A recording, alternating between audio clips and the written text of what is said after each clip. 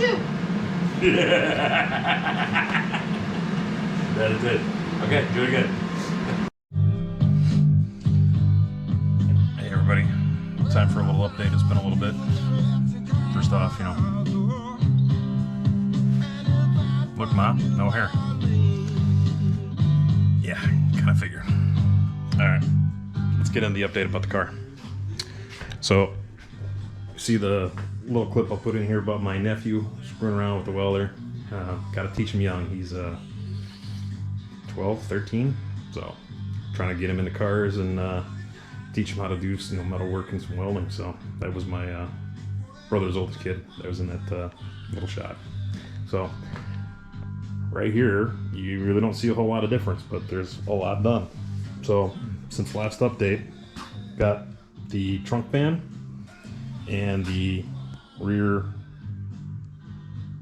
floorboard, driver's side floorboard, all stripped down. So I'm still doing a little bit of sanding down in here. Got the drop-off pan up here. It's not perfectly clean. You can see some spots in here where it's not perfectly shiny steel metal, but it's all scuffed up. It's going to be good enough for epoxy primer to seal it up, prevent any further rust, corrosion, and stuff like that. So that's the plan. So what we were doing today is closing up. This is where the charcoal canister used to be, and there was a bunch of holes in this little pocket back here. Still got two more I need to finish. We just can't reach behind it, and it's too small to put a plug in. So we're probably going to end up booger welding that later. But all these are all finished up here. There was a hole from something in the frame rail closed up. Making a new patch that's going to go up in here. Still got to do some trimming and a little bit more metal work on it.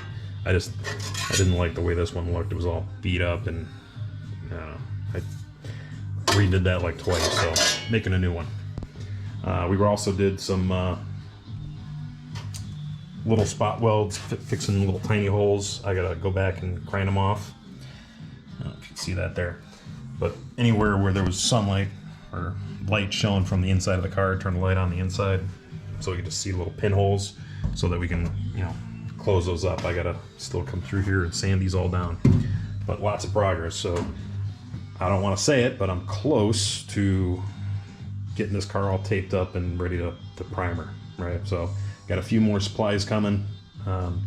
Hoping within the next 2 months, I'd say, right? I know I just screwed myself and jinxed it, but that's the deadline that I've set for myself. Hopefully in 2 months, if I get enough time to work on this thing, it should be prepped, ready for the whole undercarriage to be painted.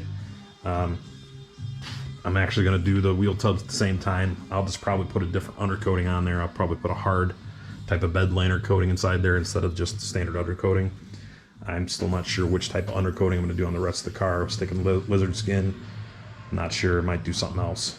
But one thing I wanted to point out, and if any of the Nova guys that see this video, take a look at your cars, right? So one of the things that was done on this car beforehand was they did replace the rockers when they changed the color of the car from red to blue, or blue to red. I thought there were supposed to be weep holes where water would drain out from the rocker panels, but I don't know. I got to look that up.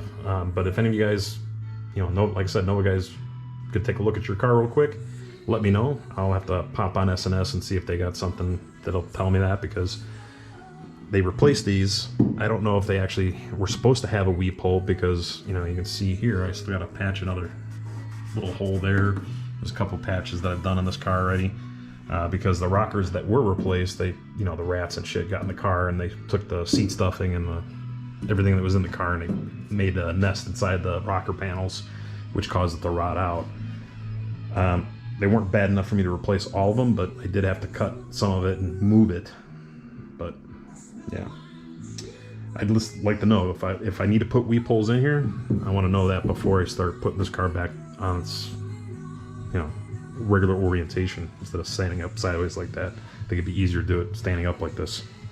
So all right, that's where we're at. Hopefully next updates you'll just see some more welding, a little bit more work here and there, and I'll be sure to grab captures of the painting process. All right, until next time, guys. Thanks.